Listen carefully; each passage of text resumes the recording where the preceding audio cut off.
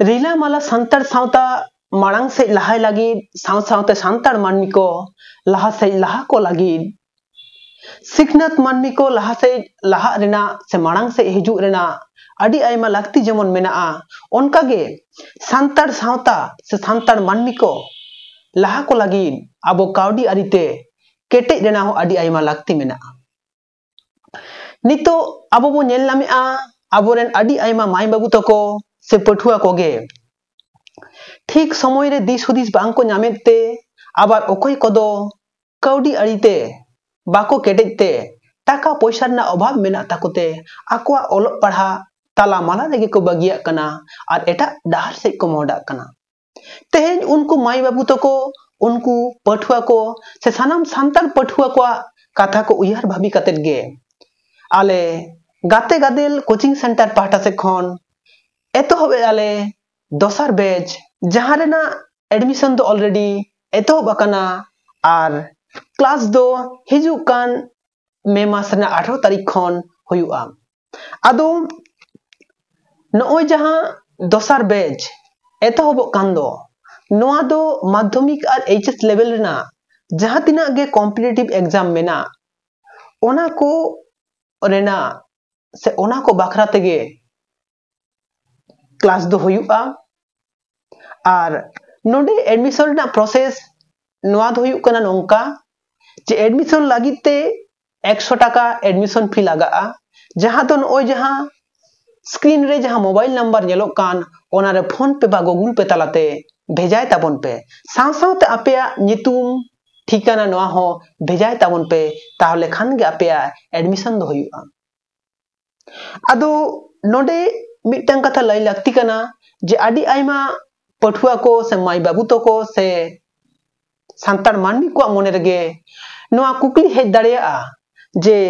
गाते गादेल coaching centre मा free ते कोचिंग को लय मेनखान 100 टाका काते दो चेदा को हताया आदो नोआ लगित ते दो नोआ किन लय कोआ जे मिटन कोचिंग सेंटर चलाव लगित ते आडी रकमा इंस्ट्रूमेंट आडी रकमा जिनिस लगती मेना जेमन लैपटॉप मोबाइल साव सावते वाईफाई साव सावते मोबाइल ना डेटा आरो उनका के जहां अबो एप्स ते बो क्लासेस दो गूगल मीट नोआ रेना हो सब्सक्रिप्शन लगा आदो नो जहां अडी आयमा रकम खरच मेना साव सावते जहां अबोआ मिटन बैच 1 जहां चला कान दो ओना रेना जहां क्लास को से नितो जहां क्लास को हुयुक दो जाते आरहो भागी काते आरहो नापाय सही हुयुक मा ओना लगिते नोय आपे ठे खन जहां दोसर बैच आपे पे एडमिशन लगित उनको कोटे खन दो 100 टाका काते एडमिशन फी लेकाते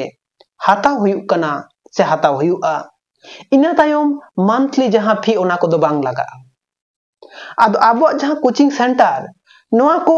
तिंगु केटेज लगी नोआ को सख्तोय लगी नोआ को आचू चलाव लगी गे लई गानोआ आपे जहां पे एडमिशन कान ताबोन उनको कोटे कोन 100 टाका काते एडमिशन फी दो हाता हुयुक कना साव सावते नोआ हो लई गानोआ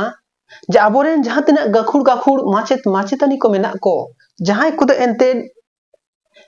क्लास को हताय ताबोन उनको को तो मिमिटन जगह खन दो बाको हताया माने मिटन निर्दिष्ट जगह खन दो क्लास दो बाको हताया चेदा से उनको तो जहां जहां रे मेना को जहां रे को ताहेन कान जहां रे को कामी कान ओंडे खन के क्लास को हताया ओना लगिते आलादा आलादा उनको लगित इंस्ट्रूमेंट आलादा आलादा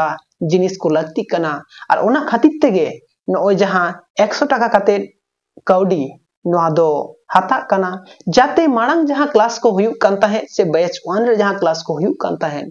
उनका गे नितो हो जहां क्लास को हुयुआ ओना जाते आरो नापाय खन नापाय सही हुयुक मा मेनते आदो जहां तिना गे सांतार पठुआ को माई बाबू तो को जहां तिना गे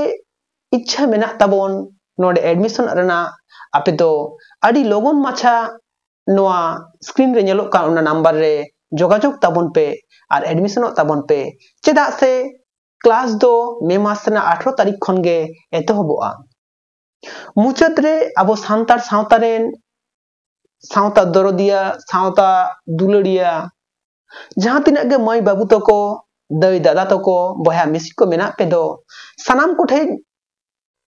इन से आले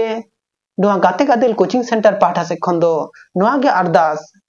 जास्ती खन जास्ती नोआ वीडियो शेयर ताबन पे जाते आबोरेन जास्ती खन जास्ती माई बाबू तको ठेन नोआ सेनोक मा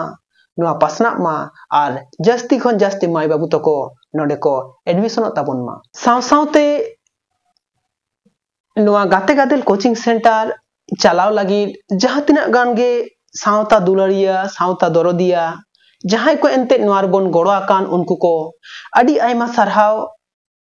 अडी गुणमान जोहार आले पास्टा से खन विशेष कायते लाई गानोआ जहां सांतार कोड़ा कुड़ी जहां पुलिस ग्रुप मेना कोदो उनको को आर साव सावते एटा जहां सावता दरदिया सावता दुलारिया जहां को देंते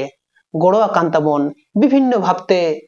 सानाम को आले से खन आपे को गुणमान जोहार आ साराह ले चारापे काना।